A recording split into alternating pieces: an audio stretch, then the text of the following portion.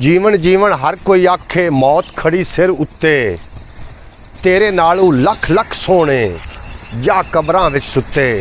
अस्सलाम वालेकुम सज्जनों बेलियो मित्रों की हाल चाल है। मैं तुहाडा दोस्त मुहम्मद अली खिजर, तुसीं वेखदे पिओ अपना चैनल पंजाबी वसेब ते एक नवे वीलॉग दे नाल मैं तुहाडी खिदमत विच हाज़र हाँ। मैं अपने पिंड दे कबरस्तान दे अंदर मौजूद हाँ।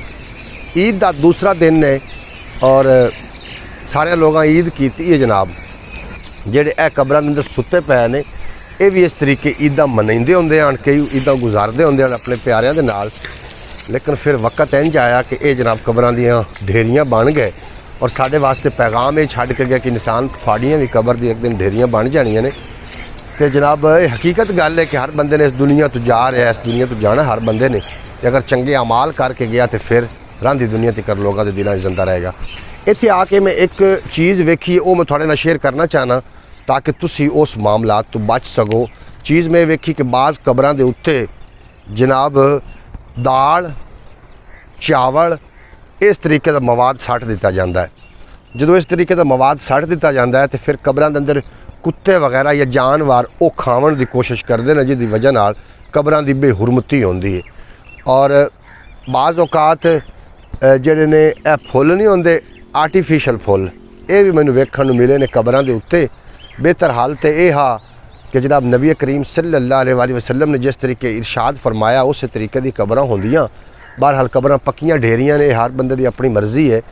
लेकिन यह काम ना किया जाए कि कबरां दे उत्ते जनाब दाल इहो जी चीज़ां चावल वगैरह सट्टे जावन, बई कबरां की बेहुरमती ना होवे। आगाह है अपनी मौत से कोई बशर नहीं, समान हो 100 साल पल की खबर नहीं। प्यारे दोस्तों एक मिनट का भी पता कोई नहीं कि साड़ी मौत किस कदों आनी है और कदों असी मिट्टियां दे ढेर बन जाना है। लोगों दी कबरां खट्टियां पई होंदियां ने और वो बाज़ारां में जश्न मना रहे होंदे ने। जिहड़े लोग बाज़ार में जश्न मना रहे ने उन्हां दे जनाब कफन दुकानां ते आ चुके ने। वैसे कफन के हवाले नाल एक गलबात याद आ गई। क्या तुहानूं पता है कि औरत के कफन के कितने कपड़े होंदे ने? औरत के कफन के 5 कपड़े होंदे ने ते मर्द के कफन के 3 कपड़े होंदे ने। हज़रत सिद्दीक़ अकबर रज़ी अल्लाह ताला अन्हो आपने एक दिन अपने बेटी को पूछा कि बेटी कफन के कपड़े कितने होंदे ने? उन्होंने आख्या जी 3 कपड़े होंदे ने। आपने फरमाया 2 चादरां मेरे को है ने मेरियां अपनियां, एक कपड़े का तुसी बंदोबस्त कर लेना। तो बेटी आखन लगी कि अबू जी इतने भी असी गरीब नहीं है कि असी तुहानूं कफन ही ना दे सकीए। तो सिद्दीक़ पाक ने बड़ा सोहना जवाब दिता। आपने फरमाया कि पुत्र इन्हां दी ज़रूरत जींदियां लोगों नूं है, मरे हुए लोगों नूं नहीं है।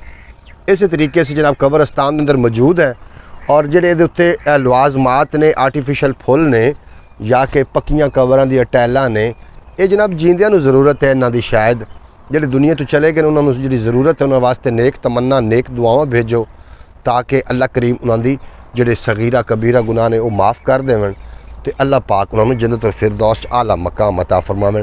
बाकी प्यारे दोस्तों इंसान नूं समझावन वास्ते सिर्फ एक कबर की ढेरी काफ़ी अगर इंसान समझना चाहे तो।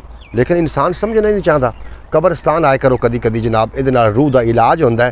तुहानूं अपनी जदों मौत याद आएगी उदों तुसी गुनाहां तो रोक सकोगे, उदों गुनाहां तो थोड़ी तौबा हो सकती, वरना मुमकिन ही नहीं। मौत तिकर इंसान अपनी जद्दोजहद करता है, अपने पैसे पा अपनियां आसाइशां अपनी औलाद के खातिर जनाब जिहड़े काम धंधे करता है इंसान मरण तिकर करता है।